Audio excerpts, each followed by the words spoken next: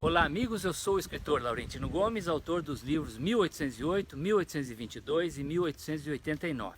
E estou aqui para fazer um convite.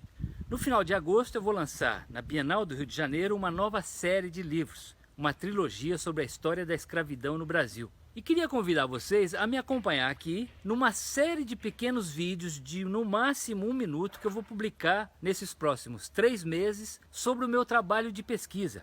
Ou seja, o bastidor do meu trabalho para chegar à escrita desses livros. Eu estive em 12 países, 8 na África, fui à Europa, fui aos Estados Unidos, percorri o Brasil e gostaria que vocês me acompanhassem nessa jornada. Então fica o convite, espero que vocês gostem. Essa é a Ladeira da Praça, uma das ruas mais importantes do Centro Histórico de Salvador. E aqui começou no dia 24 de janeiro de 1835, uma das rebeliões escravas que mais assustaram o Brasil no século XIX. Foi a Revolta do Malês, organizada por cerca de 600 escravos africanos, vindo da região da atual Nigéria, eram muçulmanos e tinham um plano de tomar a cidade de Salvador no dia 25 de janeiro de 1835. Só que na noite anterior a polícia flagrou um grupo de revoltosos reunido num sobrado nessa rua e em 48 horas a rebelião estava dominada.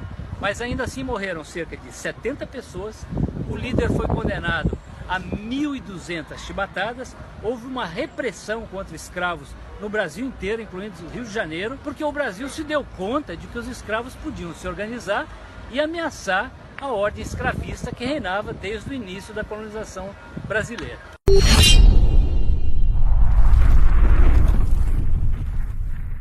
Esse edifício aqui ao meu fundo é a Igreja da Barroquinha, de 1726, em Salvador.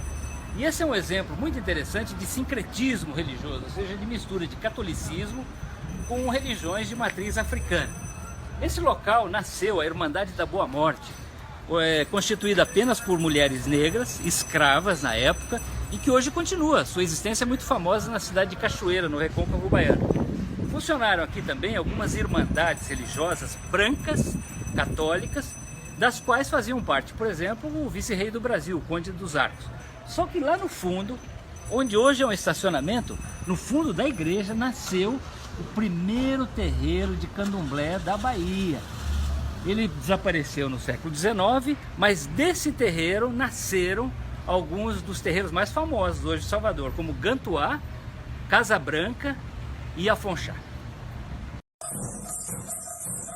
No século XIX, existiam em todo o Brasil várias instituições e fraternidades religiosas constituídas por escravos negros que tinham como objetivo angariar fundos dos seus próprios participantes para promover ações de apoio mútuo, incluindo a compra de alforria, da liberdade desses membros. Uma das mais antigas do Brasil é a SPD, Sociedade Protetora dos Desvalidos, aqui em Salvador, nesse prédio azul, que foi fundada em 16 de setembro de 1832. No século XIX ela promoveu muitas alforrias e funciona ainda hoje. Tem cerca de 300 membros e 19 imóveis aqui na capital baiana, cujo aluguel serve de fonte de financiamento para uma série de atividades importantes de apoio social na cidade. Essa igreja é a Catedral Basílica de Salvador, na Bahia. Foi construída pelos jesuítas no século XVII.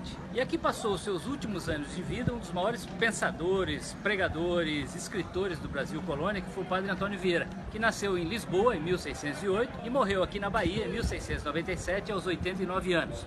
E o Padre Vieira é autor de uma das frases mais famosas a respeito da escravidão no Brasil. Ele dizia o seguinte: o Brasil tem o seu corpo na América, mas a sua alma na África. E essa é a epígrafe do meu primeiro livro sobre a história da escravidão no Brasil.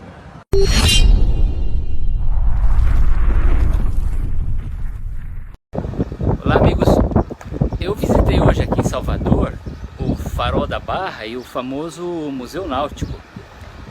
É um museu muito bem organizado, muito bonito, que merece uma visita, mais bem organizado do que a média dos museus brasileiros, mas me causou uma certa estranheza pelo fato de que há duas brevíssimas referências à história da escravidão. Tem lá um quadro falando que o Brasil importou quase 5 milhões de escravos, e o corte de um navio negreiro, numa maquete, né? Miniatura. Eu acho importante essa citação, mas acho pouco. Durante 350 anos dos 500 anos de história do Brasil, a história naval brasileira foi basicamente de navio negreiro, de escravidão. Essa era a grande atividade naval brasileira. E acho que merecia mais, como aliás o Brasil merecia ter um bom museu da escravidão.